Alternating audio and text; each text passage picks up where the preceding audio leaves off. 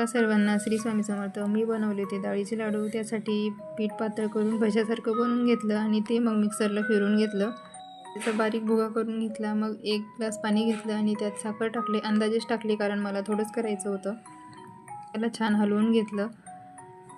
मध्ये वेलची जायफळ घातलं आणि पाक एकतार होईपर्यंत त्याला सारखं हलवत राहायचं आणि चमच्यानी चेक करायचं की तार त्याचा तुटतोय की नाही. आणि जर असं कळालं नाही तर एका वाटीमध्ये पाणी घ्यायचं आणि त्यामध्ये ते पाक टाकून बघायचं. जर त्याची गोळी जमली तर पाक झाले आणि नाही जमली तर नाही झाले. गोळीपर्यंत पाक होऊन द्यायचं.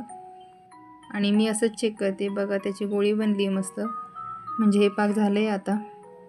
मग ते पाक भुगामध्ये मिक्स केलं आणि चांगलं हलवून घेतलं. मग त्याला चांगलं मिक्स करायचं आणि छान भिजवून द्यायचं जोपर्यंत ते थोडंसं मोकळं होत नाही तोपर्यंत, कारण त्याची कणीही फुलते आणि छान भिजतं ते. आणि मग लगेच लाडू करून घेतले. बघा कसे छान झाले लाडू. व्हिडिओ आवडला असेल लाईक करा, शेअर करा, सबस्क्राईब करा. धन्यवाद.